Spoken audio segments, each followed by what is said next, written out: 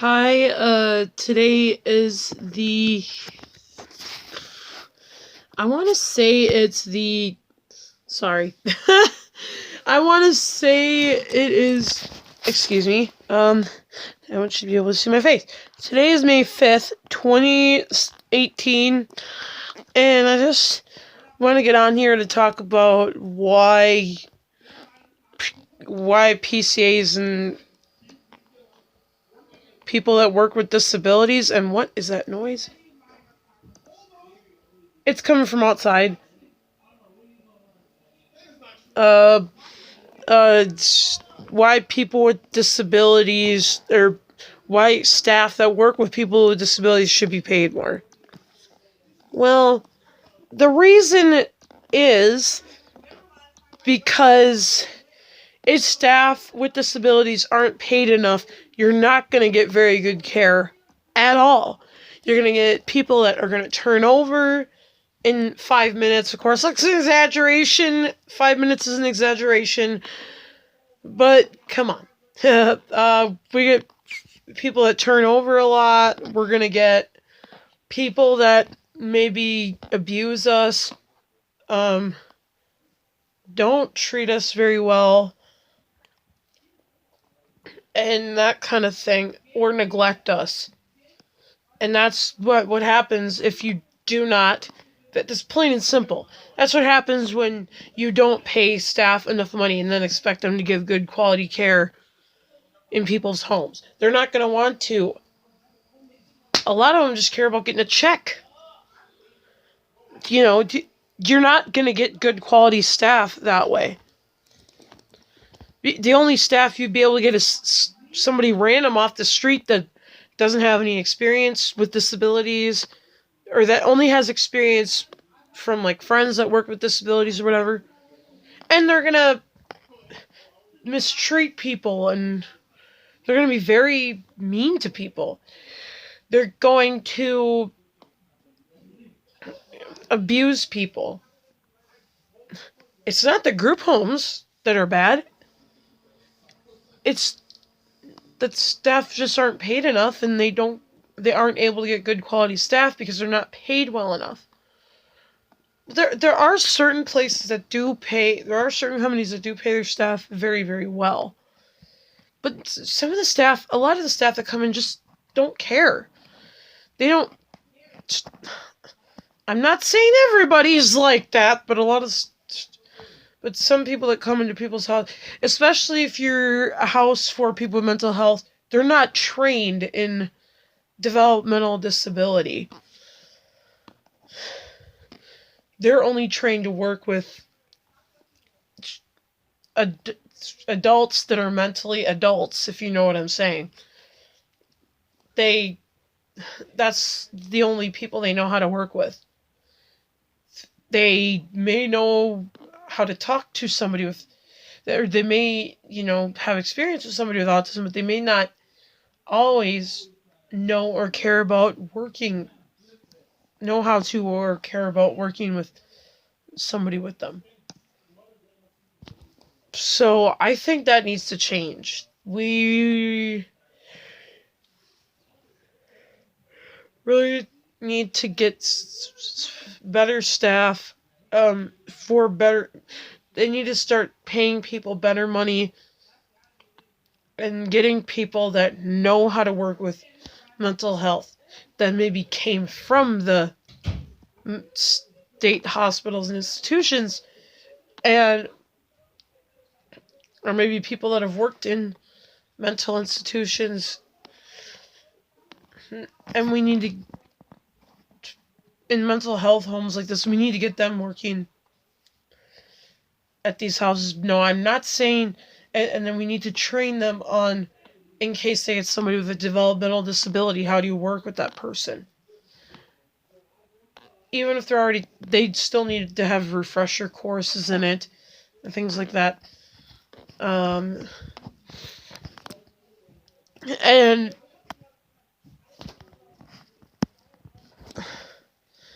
the experience sorry about that, my headphones came out. But anyway, I recently had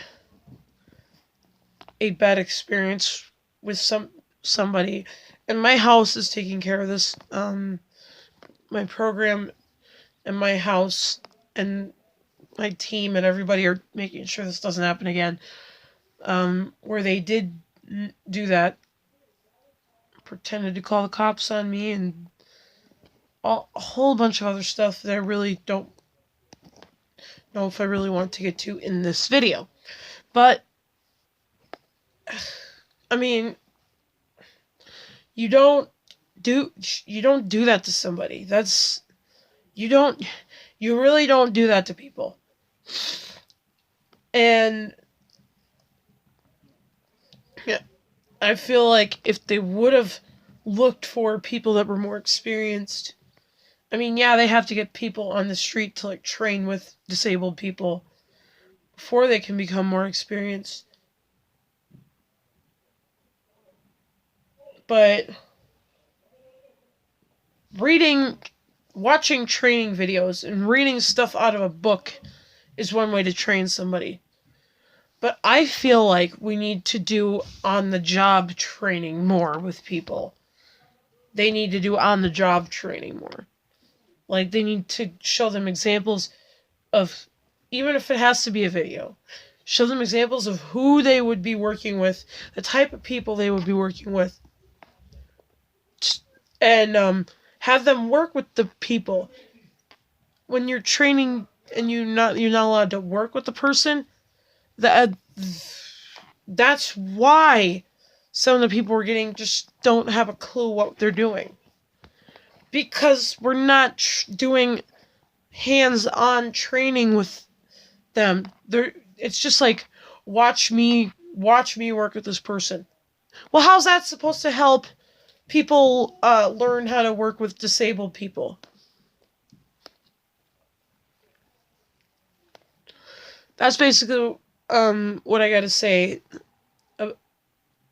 That's one of the things I have to say. And the other thing is, I mean, how is that supposed to prepare them for when they actually do work with disabilities?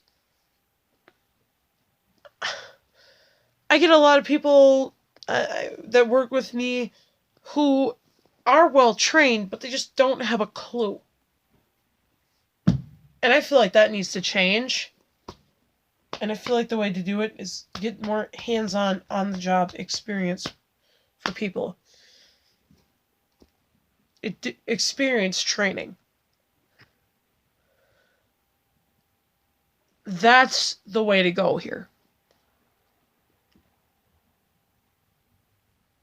That's the way to go. And paying people more money, paying more money for good quality people is also the way to go. For people that are going to care about the clients more than the money. Now, I'm not saying this is the case at my house, because, I mean, in some ways it is, and in some ways it isn't. But it's not just my house, it's everywhere. Everywhere. So you don't have to go reporting my house and reporting them to authorities or whatever. You don't have to do that. Because it's not just my house that this is going on with, it's everywhere. Because my house is already taking care of the situation that's going on right now. And everybody in my team is already taking care of it. So, I'm just letting you know, it is being taken care of, but, like, how do we prevent this from happening again? That's a summary. Pay people better money. Pay good money for good quality people.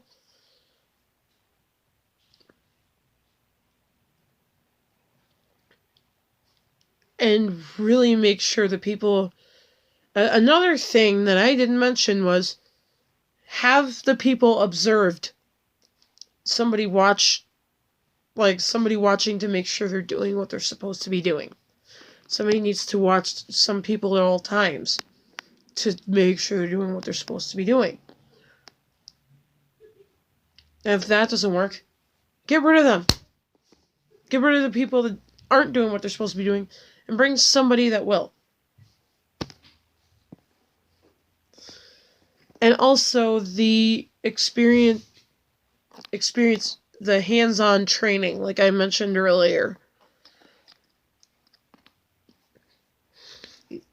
Have people work alongside you, not just shadow you, but work alongside you and learn from experience on working with them, and have an experienced staff help them out as much as possible with it. That's how things can improve.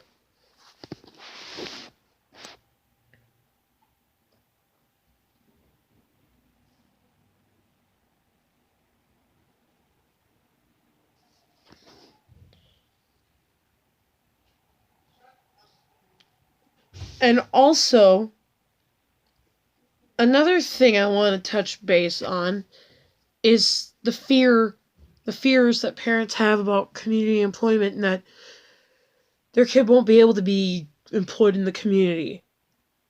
I mean, there is activity programs for people if they cannot work in the community. But community employment, I know some people benefit from in-center employment, but if you want something that's in-center or in a building, try having them work in an office. And I'm not saying that as a bad thing or to be mean or anything. I'm saying that because I'm just encouraging you guys, before you guys think that, oh, my disabled, people underestimate us way too often. Never underestimate what we're able to do in the community if we're employed in the community.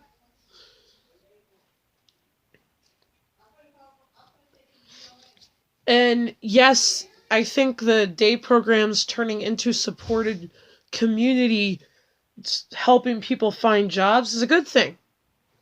And helping people get more community integrated. A lot of programs now are going towards integration in the community.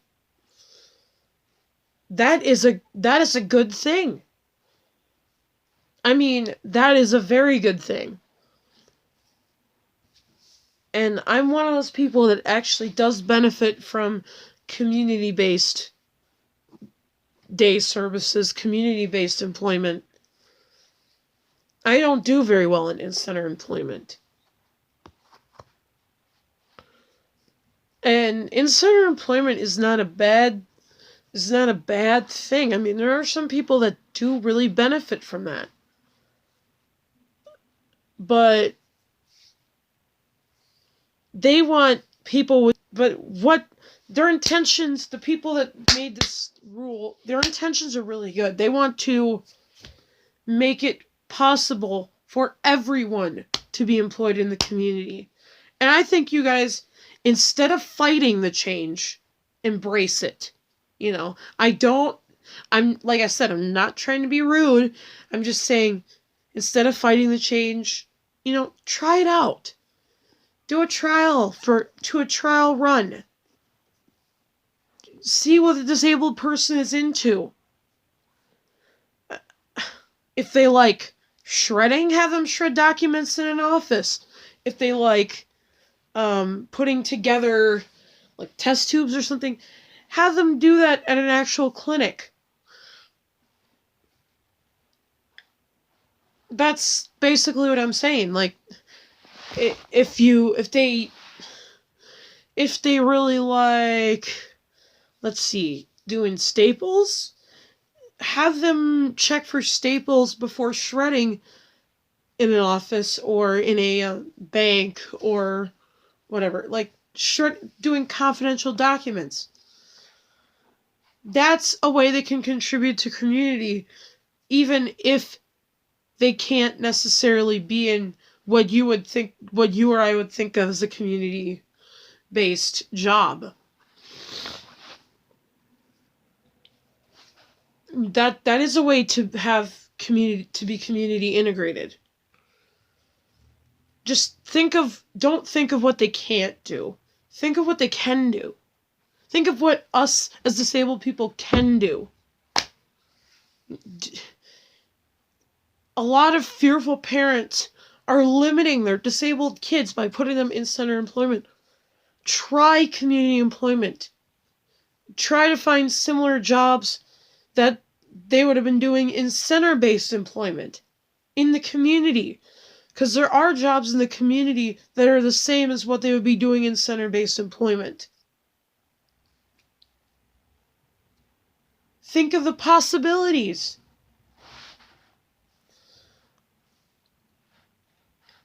You can find the same job in a community setting. Or you can create a job that's similar to what they did in the center-based employment.